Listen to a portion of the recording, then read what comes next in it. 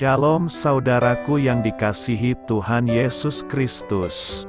Selamat pagi, salam sejahtera untuk kita semuanya. Selamat datang kembali di Renungan Rohani pagi hari ini. Semoga saudara yang terkasih dalam keadaan sehat selalu. Kiranya damai dan sukacita Roh Kudus melimpah di dalam hati dan pikiran saudara saat ini. Sebelum kita mulai renungan pagi ini, marilah kita bersama-sama berdoa. Tuhan Yesus, terima kasih sudah membangunkanku pagi hari ini. Terima kasih atas penyertaan dan perlindungan Tuhan. Semua karena karunia Tuhan aku dapat bangun dengan pagi hari ini. Aku menyerahkan seluruh aktivitasku hari ini ke dalam kuasa tangan Tuhan. Jauhkanku dari yang jahat, ya Tuhan. Tuhan Yesus, tolong lindungi dan berkati aktivitasku hari ini. Tolong berkati juga keluarga dan teman-temanku, Bapa Surgawi, oleh karya Roh Kudus. Tolonglah aku untuk menjauhi segala sesuatu yang melukai hati-Mu. Ampunilah segala dosa kami, ya Tuhan. Dalam nama Tuhan Yesus, aku sudah berdoa. Amin.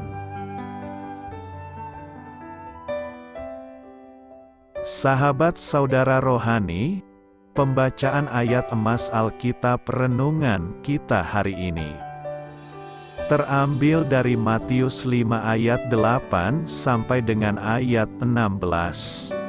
Berbahagialah orang yang suci hatinya, karena mereka akan melihat Allah. Berbahagialah orang yang membawa damai, karena mereka akan disebut anak-anak Allah. Berbahagialah orang yang dianiaya oleh sebab kebenaran, karena merekalah yang empunya kerajaan sorga. Berbahagialah kamu, jika karena aku kamu dicela dan dianiaya dan kepadamu difitnahkan segala yang jahat. Bersukacita dan bergembiralah, karena upahmu besar di sorga, sebab demikian juga telah dianiaya nabi-nabi yang sebelum kamu. Kamu adalah garam dunia. Jika garam itu menjadi tawar, dengan apakah ia diasinkan? Tidak ada lagi gunanya selain dibuang dan diinjak orang. Kamu adalah terang dunia. Kota yang terletak di atas gunung tidak mungkin tersembunyi. Lagi pula orang tidak menyalakan pelita lalu meletakkannya di bawah gantang, melainkan di atas kaki dian sehingga menerangi semua orang di dalam rumah itu. Demikianlah hendaknya terangmu bercahaya di depan orang, supaya mereka melihat perbuatanmu yang baik dan memuliakan Bapamu yang di sorga. Matius 5 ayat 8 sampai dengan ayat 16.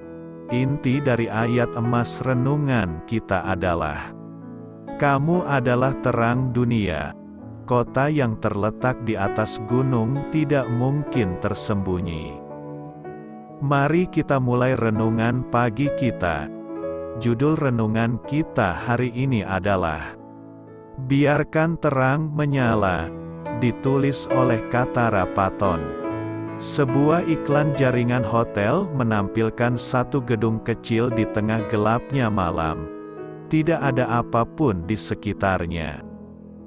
Satu-satunya cahaya berasal dari lampu kecil di dekat pintu serambi. Lampu itu cukup terang untuk menyinari tamu yang menaiki tangga gedung dan memasuki bangunan.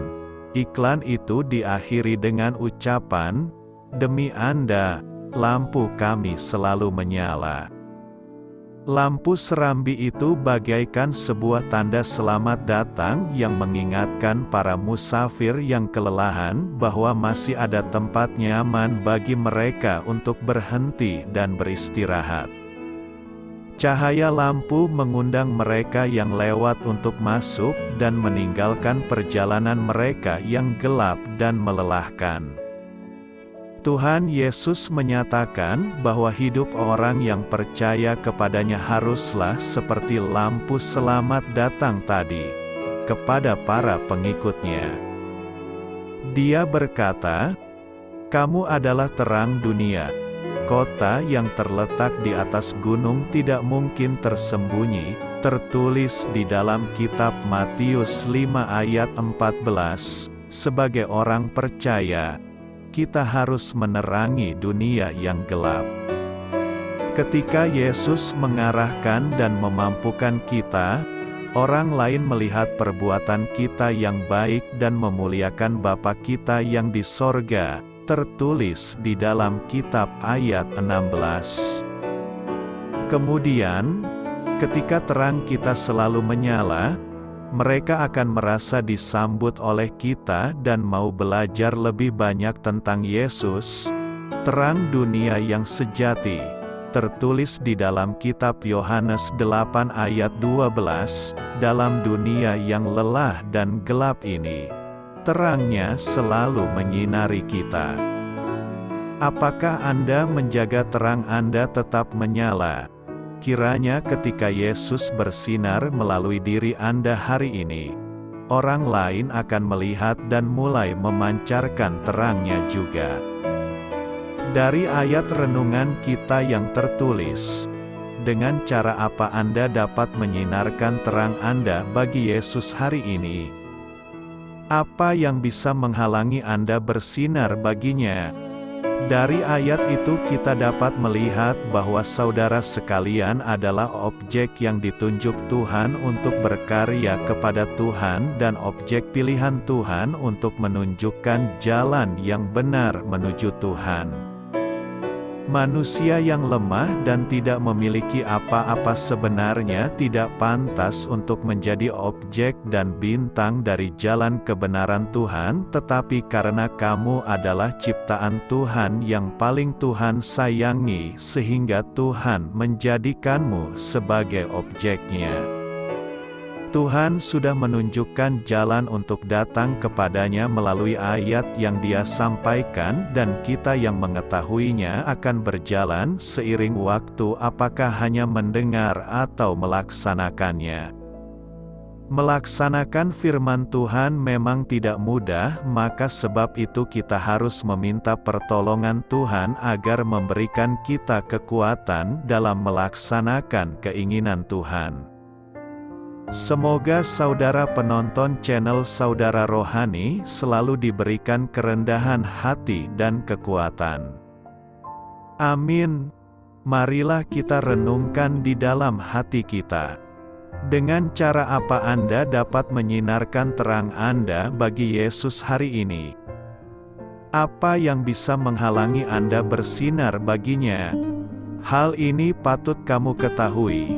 Renungkanlah sejenak hubungan antara menjadi garam dan terang dalam kitab Matius 5 ayat 13 sampai dengan ayat 16, dan khotbah di bukit pada perikop sebelumnya, tertulis di dalam kitab Matius 5 ayat 3 sampai dengan ayat 12.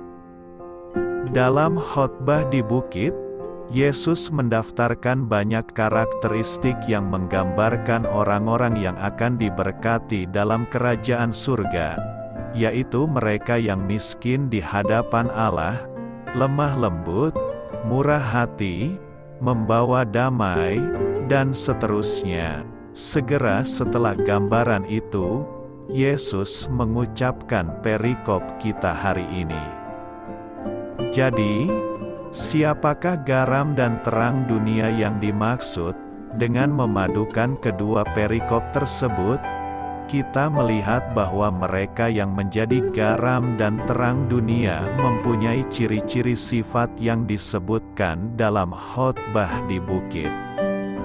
Perbuatan baik kita, yaitu kerendahan hati, kelemah lembutan, belas kasihan, keadilan, kesucian hati, pembawa damai, harus nampak kepada orang-orang di sekitar kita, tertulis di dalam Matius 5 ayat 3 sampai dengan ayat 10, semua itu adalah perbuatan yang sepatutnya mengarahkan orang kepada Bapa Surgawi kita yang baik. Amin.